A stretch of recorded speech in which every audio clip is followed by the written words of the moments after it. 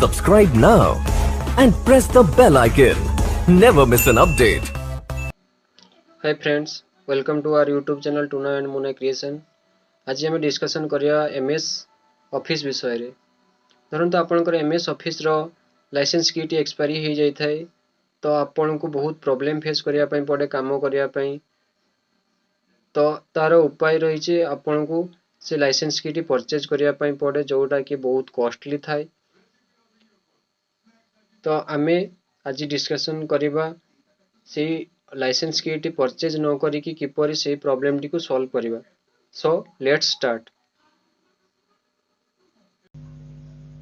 बर्तमान आम MS word open करिबा। MS वर्ड ओपन कला परे देखंतु टॉप रे गोटे जो एरो भितर रोचे लेखाटी आसु जोथरे हमरो लाइसेंस किट एक्सपायरी हेचे लेखा होचे। ठीक अछि, तो आमे मु आगरो DTP करिकी गोटे रखी छी जोटा को मु एडिट करिया पे चाहूची बट एडिट हेई पारुनी कहिना लाइसेंस किट एक्सपायरी हला परे आमे किछि एडिट करि पारिबानी। वर्तमान आमे MS एक्सेल ओपन करिया देखिबा सेथरे मध्ये सेमिति प्रॉब्लम आसुची कि नाही। ठीक अछि, देखंतु वर्तमान हमर MS एक्सेल ओपन हे गला आउ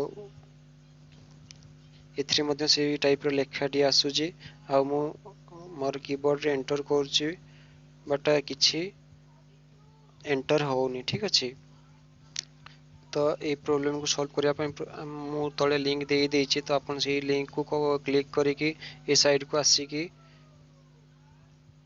रिडायरेक्ट होई जिवे। या परे तळ को स्क्रॉल करिवे, तळ को स्क्रॉल कला परे देखंतु गोटे कोडिंग टी अछि जो कोडिंग टी को आमे कॉपी कर नबा। ठीक अछि, पूरा जो कोडिंग टी स्टार्ट होउची जोठू सेथरु पूरा एंड जाय कॉपी करिवा।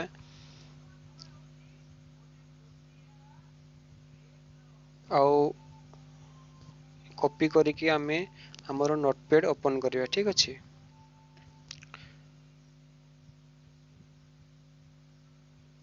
नोटपैड रे ओपन करिकि आमे से नोटपैड रे जो कॉपी करथिबे कोडिंग टी पेस्ट कर दबा।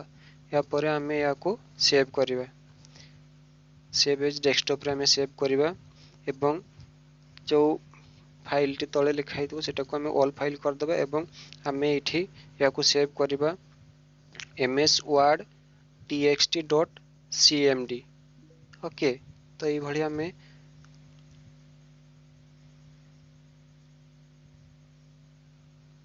ई फाइल टी को सेव कर दबा।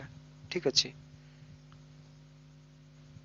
देखंतु मु डेस्कटॉप रे सेव करछि या को एवं एटा हमर सेव हे गला। ठीक अछि, डेस्कटॉप रे देखंतु एटा डेस्कटॉप रे भी शो करूछि। तो या को हमें राइट क्लिक करबा या ऊपर थरे देन हमर ऑप्शन आसीबो रन एज एडमिनिस्ट्रेटर। तो आमे से रन एज एडमिनिस्ट्रेटर रे क्लिक करबा एवं ध्यान देबा दरकार जे आपनकर लैपटॉप किंबा कंप्यूटर रे नेट कनेक्शन थिबा दरकार। ठीक अछि, तो देखंतु हमरो लैपटॉप रे नेट कनेक्शन अछि तो 2-3 मिनिट जे आमे ए टाइप रो रखि दबा या को। तो नेट कनेक्शन जे थ्रू अछि तो एटा ऑटोमेटिकली अपग्रेड हे जिवो। ठीक अछि, देखंतु यार प्रोसेसिंग चलछि ए भलिया भाबरे आमे 2-3 मिनिट रखि देला परे हमरो प्रोसेस टी कंप्लीट हे जिवो।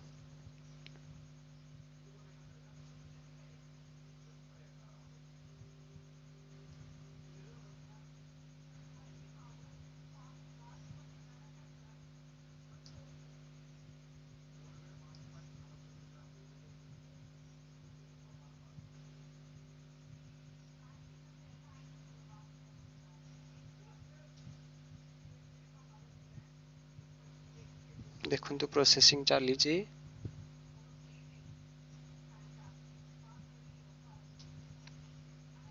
ओके, देन हमरो प्रोसेसिंग कंप्लीट हे गला।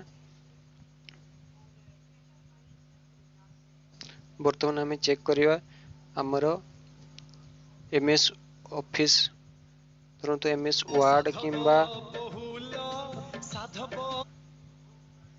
एमएस एक्सेल को जाइकी जे आमे हमर जो प्रॉब्लम टी शो करथला सेटा ठीक हैला ना नहीं ठीक अच्छे धरतु जो भाई मानकर हमर से प्रॉब्लम टी पुणी थरे शो करूची तो आपन सिस्टम को थरे रिस्टार्ट कर दियंतु तले सेटा ठीक है जिवो ठीक अच्छे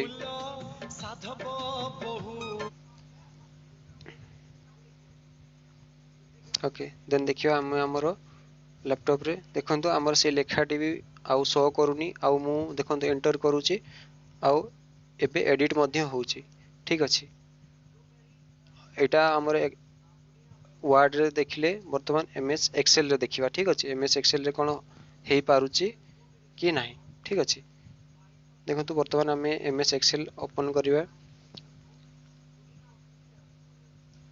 देखंतु हमर एमएस एक्सेल रे मध्य से टाइप रो आउ लेखा आसुनी आउ वर्तमान एडिट मध्य होउची देखंतु मु एंटर करची कीबोर्ड रे जहा एंटर करची सेडा भी एंटर होउची ठीक अछि ए भलिया वीडियो देखिया पय हमर चैनल टी को सब्सक्राइब करंतु एवं लाइक कमेंट शेयर करंतु धन्यवाद।